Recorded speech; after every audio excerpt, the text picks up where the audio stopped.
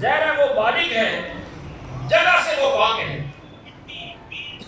تو اپنے قرب خاص میں جہاں اس نے چاہا اپنے محبوب کے حبیب کو اس نے رکھا، اور جب قرب خاص پہ رکھا تو اس میں توجہ طلب بات یہ ہے کہ وہ مٹی پہلے ہی نور ہے، اس پر انوار مجتمع ہو کر پڑ بھی چکے ہیں، نور نور تو پہلے ہی ہو چکی ہے، اور جب اللہ رب العالمین کے قرب خاص میں وہ کئی صدیاں رہتی ہے تو اب اس پر نورانیت کا رنگ کتنا چڑھا ہوگا،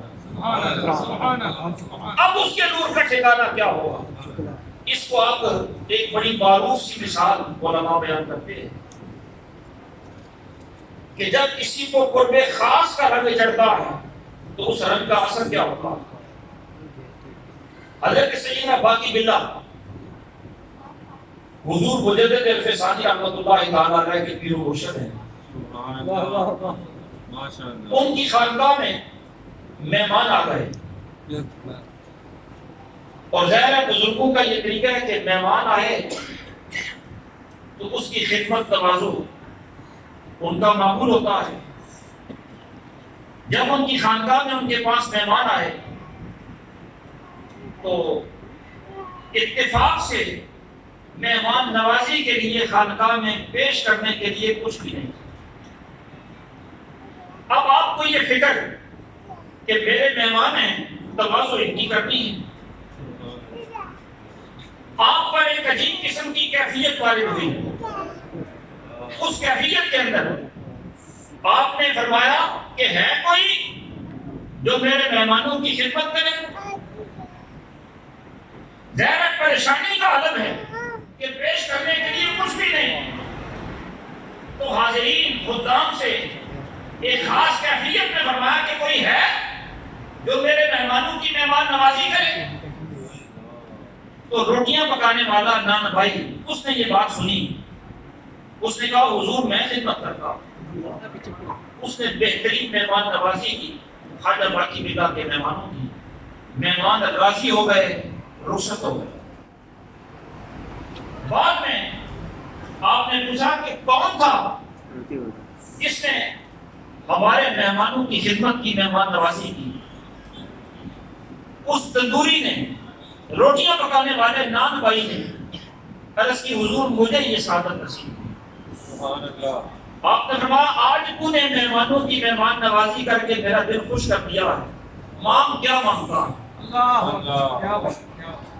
اس نے کہا حضور میں جو مانگوں گا مجھے مل جائے گا۔ فرمایا تو مانگ تو صحیح۔ اس نے کہا کہ حضور پھر میری مانگ یہ ہے کہ مجھے بھی باقی بلا بنا دے، مجھے بھی اپنے جیسا بنا دے۔ آپ نے فرمایا بندے خدا اپنی حیثیت سے بڑا تم نے سوال کر دیا، کوئی اور شے مانگ لے۔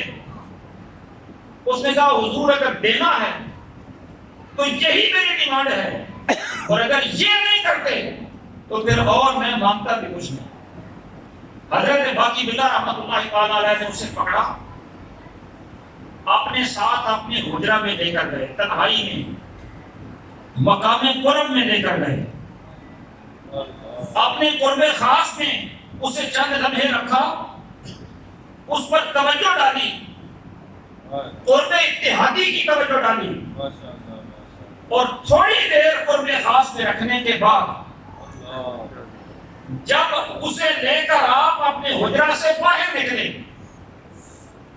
تو اب حاضرین میں سے کوئی بھی نہیں پہچان سکتا تھا کہ باقی باللہ کون ہے اور نان بھائی، کوئی بھی نہیں پہچان سکتا۔ اور اس سے یہ نہ سمجھیں کہ روحانی مراجع صرف طے کی، نہیں، شکل و صورت بھی اس کی بدل دی، لباس بھی بدل دیا، چال ڈال بھی بدل دی، اس کو بالکل اپنے پورے رنگ کے اندر رنگ دیا۔ تھوڑی دیر کے لیے ولی کسی کو قرب خاص میں رکھے تو اس پر اپنا اتنا رنگ چڑھا دیتا ہے، جب اللہ رب العالمین کسی کو اپنے قرب خاص میں رکھتا ہے تو اس پر وہ اپنی ذات کا رنگ کیسے چڑھاتا ہے۔ نعرہ تکبیر،